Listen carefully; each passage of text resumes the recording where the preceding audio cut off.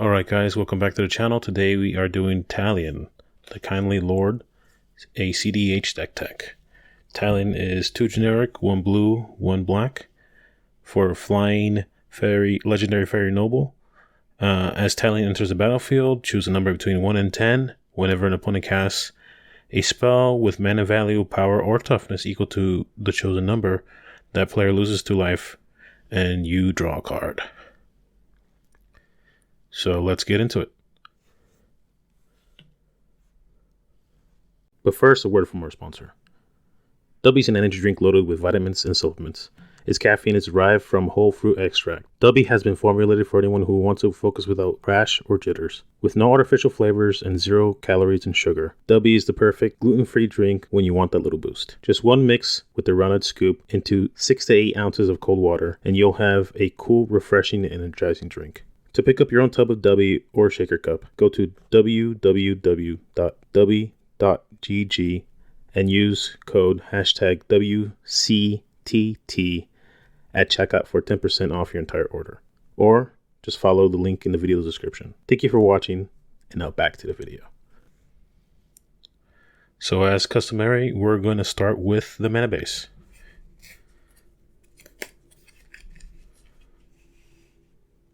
We have a Command Tower, Tarnished Citadel, Mana Confluence, City of Brass, Spire of Industry, Exotic Orchard, Forbidden Orchard, Reflecting Pool, Water Grave, Sunken Hollow, Morphic Pool, Underground River, Clearwater Pathway, Sunken Ruins, Drowned Catacomb, Shipwreck Marsh, Darkwater Catacombs, Misty Rainforest, Scalding Tarn, Verdant Catacombs, Reliquary Tower, Urza Saga, Ancient Tomb, Urborg Tomb of Yawgmoth, Pachukabog, Swamp, and an island. Onto our artifacts package, we have a Chromox, a Mox Opal, Mox Diamond, Jewel Lotus, Mana Crypt, Soul Ring, Soul Guide Lantern, Sensei's Divining Top, Thought Vessel, Mind Stone, Arcane Signet, Talisman of Dominance, Felwar Stone, Demir Signet, Scroll Rack, Staff of Domination, and the One Ring. Onto our instance package, we have Pact of Negation, Vampiric Tutor, Demonic Consultation, Spell Pierce, Brainstorm, Rapid Hybridization, Swan Song, Flusterstorm, Entomb, Mystical Tutor, Dark Ritual, Mental Misstep, Pongify, An Offer You Can't Refuse, Tainted Pact, Counterspell, Cyclonic Rift, Infernal Grasp, Delay, Negate, Winds of Rebuke, Archmage's Charm, Dismember, Fierce Guardianship, Deadly Rollick, Snuff Out, and a Force of Will. Onto our sorceries, we are starting off with Imperial Seal, Reanimate, Gitaxian Probe, Demonic Tutor, Feed the Swarm, Toxic Deluge, and Beseech the Mirror. Onto our enchantments, we have Mystical Mora, the Mihawk Massacre, Dress Down, Animate Dead, Dance of the Dead, Necropotence, Ristic Study, Necromancy. And our only Planeswalker in our deck is Narset.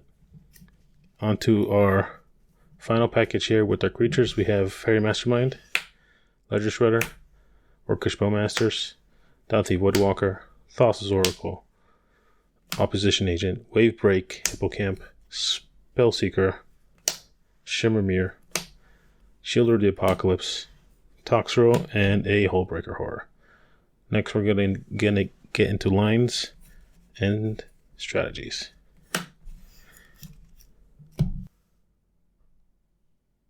So to just get out of the way, Talion is great in my opinion because she's just a different form of a Ristic Study in Command Zone.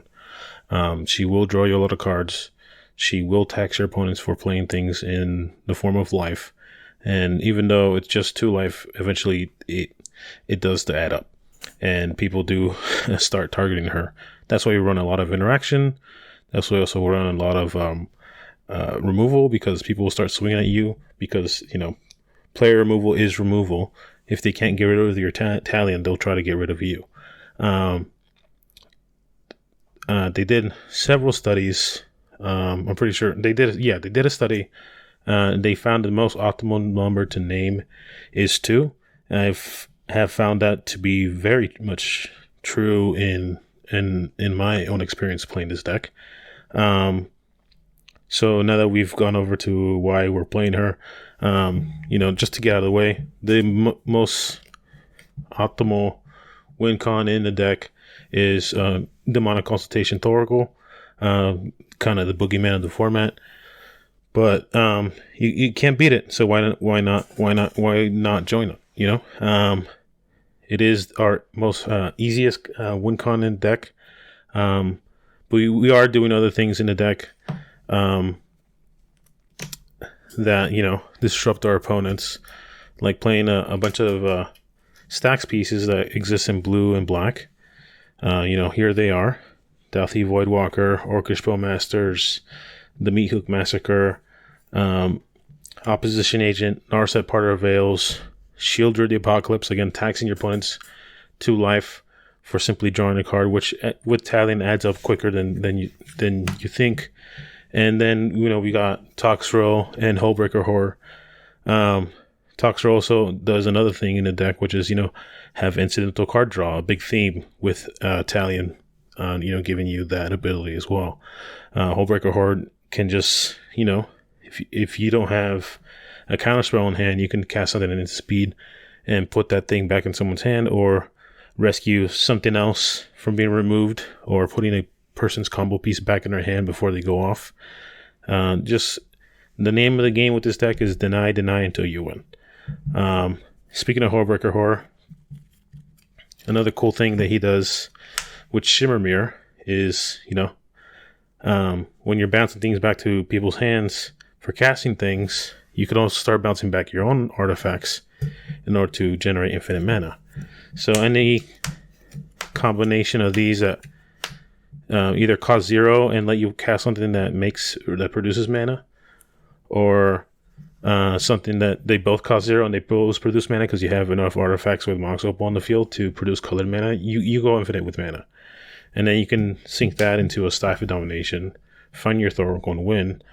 Or you can just, if you don't have Thoracle, but you have, let's say, a Toxrill and a Hullbreaker Horror on the field, then you can just delay everyone until you very slowly kill them with combat damage out of the game. With Hullbreaker Horror and whatever you have on the field, including your commander.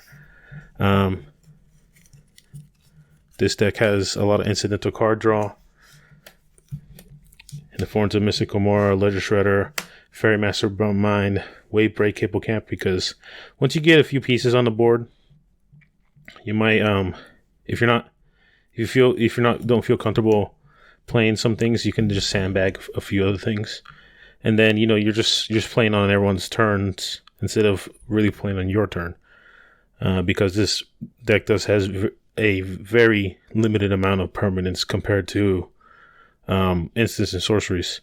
So Waybreak Hippocamp does become in my experience, at least 2 out of 3 turns free card draw. Necropotence is there to, if you need it. It's to get around Orcish Bowmasters. It's basically 3 mana Peer into the Abyss. And Risic Study, Mystic Gomorrah. You guys know these cards are great. So another thing that's cool about the deck is, we have Spellseeker and things like Mystic Gomorrah that they enter in the case of Spellseeker, it fetches you a thing, or in the case of Mystic Gomorrah, maybe you can't afford that upkeep cost anymore. So because you run Hullbreaker Horror, you can either reset your Mystic Gomorrah, maybe a Narset, and maybe fetch something else out of your deck with a Spellseeker. So there's just more synergies there. And then we run Beseech the Mirror, One Ring, just for more card draw, just for even if you can, if you just have the One Ring in your hand and this Shimmer Mirror, and someone alpha swings on you, you can, give yourself protection from everything. So that's the deck, and some people have found it very disheartening to play against. Not in a bad way, but they know that it's going to be a slug if Talion gets to run the game the way she likes to run the game. Yeah, that's the deck. And let us know what you think in the description. And hopefully we'll see you back here for another one. Thank you.